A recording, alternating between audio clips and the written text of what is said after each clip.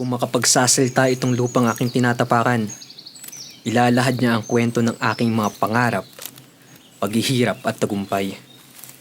Hawak niya ang aking mahinagpis at tuwa, ang mga pangako sa sarili at mga taimtim na dalangin na tanging ang Ama sa Langit lang ang nakakaalam.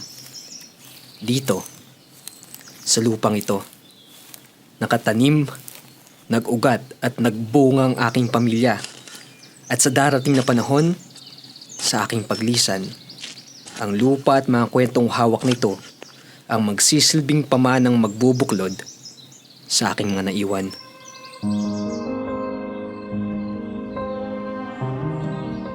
Ako si Jerry at ito ang aking istorya. Simula pagkabata, nangarap na ako ng isang buo at masayang pamilya. Isang bagay na pinagkait sa aking kamusmusan nung maghiwalay ang aking mga magulang. Ngunit, hindi naman ako lumaki na salat sa pagmamahal dahil pinadama ito ng aking lola na kumupkup at nagsikap na ako'y pag-aralin hanggang sekundarya. O paring Jerry! O napaaga ka naman yata pumunta sa Nyugan. Oo pare, papakuha ko ng buko ngayon. May biyahe sa Pangasinan eh. Oh, ito na ba yung inaanak ko? Oo O magmano ka sa ninong mo. Laki mo na ya. O magkukuleyo na yun sa isang taon. Aba, Pero alam mo pare, mas bilib ako sa sipag mo. Akalain mo yun. Sabi mo pinag-aral yung dalawang mong koleyo. naku pare, pangako ko talaga sa sarili ko yon. Na kung pagkakalooban ako ng sariling pamilya, gagawin ko ang lahat para mataguyod sila at manatili kami buo. Tsaka, hindi ako papayag na hindi sila makatapos ng kolehiyo at makuha yung profesyon na gusto nila pare. O, magkape ka muna. Hindi na pare, nagmamadali rin ako. O mag-ingat ka. Ako mare, una na ako ah. O neneng, ayusin ang pag-aaral ah. Noong mapangasawa ko sa Digna, kinailangan niyang makipagsapalaran sa ibang bansa dahil sa hirap ng buhay. Humingi ako sa Panginoon ng lakas upang panindigan ang aking pangako.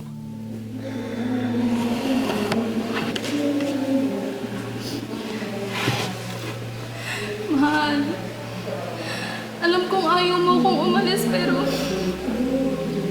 kailangan natin makapag-ipon para sa kinabukasan ng ating magiging pamilya. Hayaan mo, mahal. Pinapangako ko sa'yo. Gagawin ko ang lahat para hindi mo na kailangan pang umalis at magtrabaho sa malayo. Pangako mo.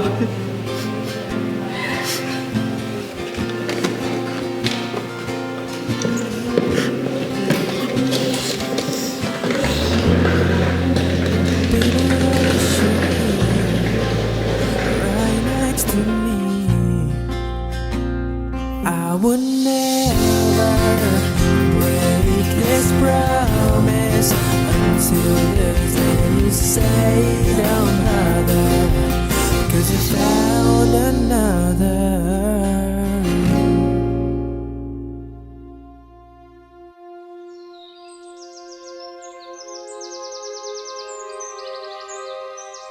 Namasukan na akong tagapatas ng buko, taga-alaga ng baboy at baka, ahente sa mga nagbubuko at kung ano pa.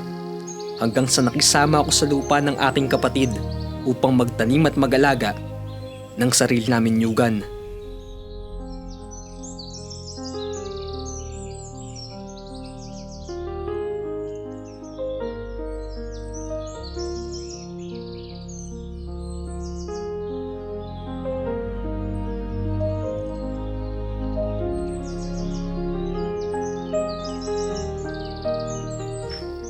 Kuyang, padalo ka. Halika dito, Jerry. Alam mo, Jerry, kakapiranggot lang yung kikitain mo sa pakikipitas mo ng buko.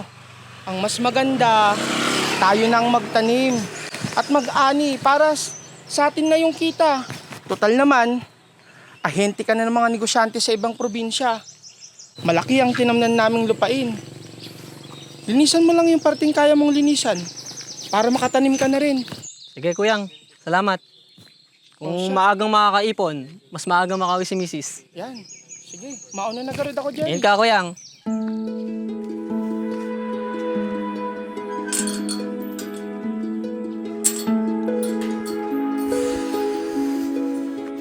Sa pagsisikap, nakabalik si Digna at doon nagdesisyon kaming dito sa Pilipinas At sa lupang aking pinagtataniman namin, bubuuin at itataguyod ang aming magiging pamilya.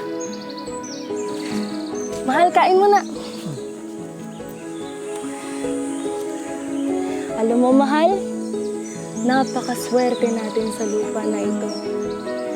Meron tayong pwedeng pagtamnan ng nyug at saging.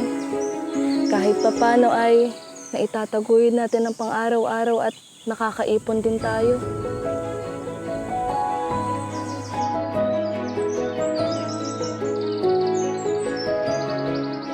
Sa pagdating ng dalawang supling, lalo kong pinagsikapang maiayos ang lupa at tamnan ng pula ng nyog. Ngunit, walang madali sa buhay.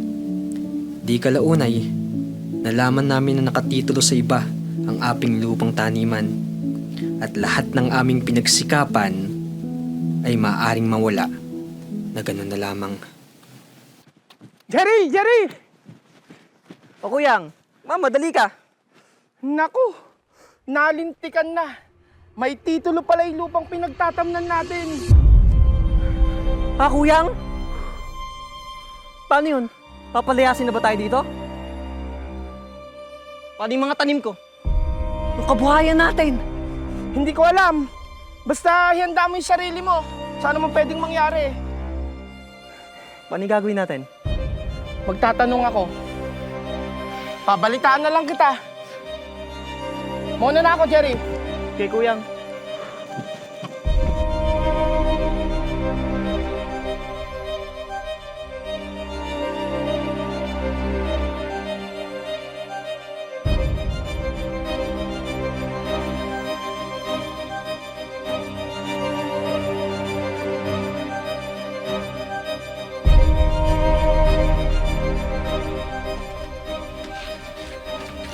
Magkape ka muna, mahal. Alam ng Diyos ang paghihirap mo, mahal. At wala namang pagsubok na hindi natin kayang lagpasan, di ba?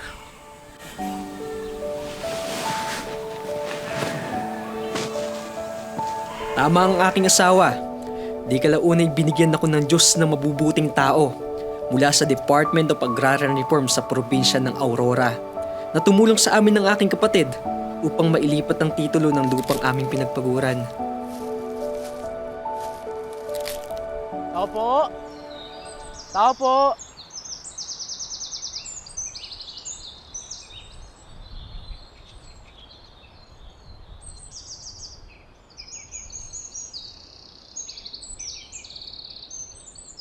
Kayo po ba si Jerry Cabog? Ako nga po.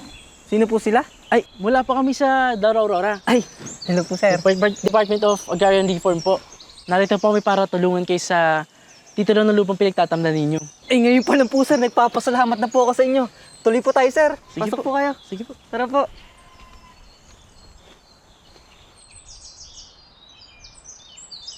Tara, pasok po. Pasensya na po, ganito lang po yung bahay. Mahal, galing ng Dar. Magandang umaga po. Pasok po, tara, tuloy po. Apo po kayo. Oo, sir. Siya nga po pala. Siya po si Ginoong Villanueva.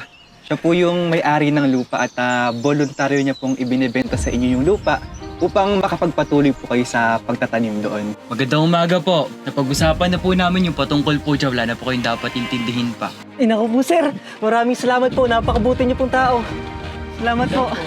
Busilak ang kalooban ng may-ari ng lupa na pinahintulutan niya kaming maghulog paunti-unti sa loob ng 3 taon hanggang mabuo ang kabuong kabayaran ng lupa. Taong 1997, nung maging isa akong Agrarian Reform Beneficiary o ARB, matapos naming makuha ng aking kapatid at tiyahin ng Collective Certificate of Land Ownership Award, kung saan nailipat sa aming tatlo ang titulo ng 4.3 hektarya ng lupain ng taniman ng nyog. Hindi man sariling titulo ang aking nakuha, ang mahalaga hindi mawawala ang lupa at ang kabuhayang inaasahan ng aking pamilya.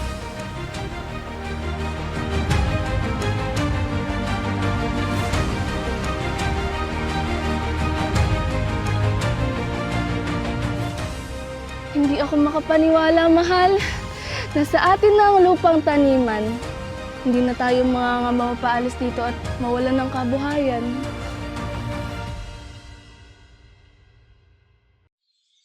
Noong 2021, nabigyan kami ng pagkakataon upang magkaroon ng kanya-kanyang titulo sa pamamagitan ng split program o support to partialization of lands for individual titling. At gaya ng lahat ng aking karanasan, walang bagay ang naging madali. 4,973 ang mga bagong kaso ng COVID-19 The Philippines sa bansa confirms its ngayong first araw. case of the mga kaso Wuhan ng COVID-19 sa Pilipinas. COVID Kaya cases in the lumampas na Philippines sa 6,000 reached ang the 50,000 COVID-19 mark. cases sa bansa. The national Batay sa tala ng Department of Health as of 4 p.m. Community quarantine is hereby imposed in the entire of Metro Manila. Ikalawang taon niyon ng pandemya at may restrikto sa paggalaw at paglabas ng mga tao. Si Kuya Jerry ba yun? Kuya Jerry! Kuya Jerry! Sir! Hey sir, napadala po kayo. Yun nga po, pasensya na po at ngayon lang kami nakapunta. Medyo maigpit pa po sa paglabas at pagbiyahe. Kaya nga sir, pasensya na din sir at hindi ko po kayo maimbita sa loob. Dito lang siguro tayo sir mag-usap kung ayos lang po. Ay, okay lang po. Labas. Opo. Ano sir? Tara po. Sige po.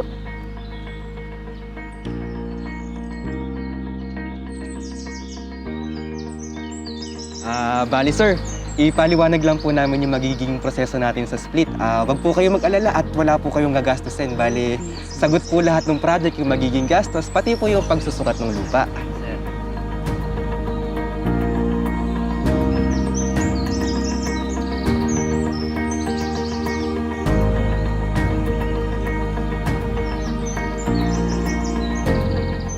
Ngunit, hindi dahil nagkaroon kami ng lupa, ay naging madali na ang buhay. Minsan ay may mga bagyo at unos na dumarating na sumisira sa pananim. Minsan naman ay may mga problema sa prosesong legal, tulad ng pagbubuwis, dahil nga wala kaming kanya-kanyang titulo ng lupa. Sa mga pagkakataong ito, kaagapay namin ng Dar Aurora na patuloy nang bibigay ng mga serbisyo sa aming mga benepisyaryo. Matapos masukat ang hangganan ng aming mga lupang taniman, nagkasundo kami ng aking kuya at tiyahin sa hatian ng lupa para sa titulo. At sa pagtatapos ng pandemya noong 2023, naibigay sa amin ng kanya-kanyang titulo ng lupa. At ngayon, masasabi ko na sa akin na ang lupang pinaghirapan kong palaguin.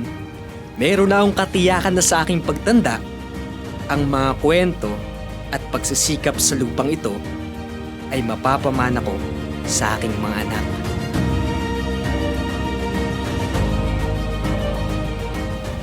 Sa lahat ng biyaya, ang aking lubos na pinagpapasalamat ay ang pagkakataong mapanatiling buo at maitaguyod ko ang aking pamilya. Ang mga sandali na kami magkakapiling at sama-samang kumakain sa lamesa at nagkukwentuhan. Kaya naman, kung makapagsasalta itong lupang aking tinatapakan, ilalahad niya ang kwento ng aking mga pangarap, paghihirap at tagumpay. Ako si Jerry at ito ang aking istorya.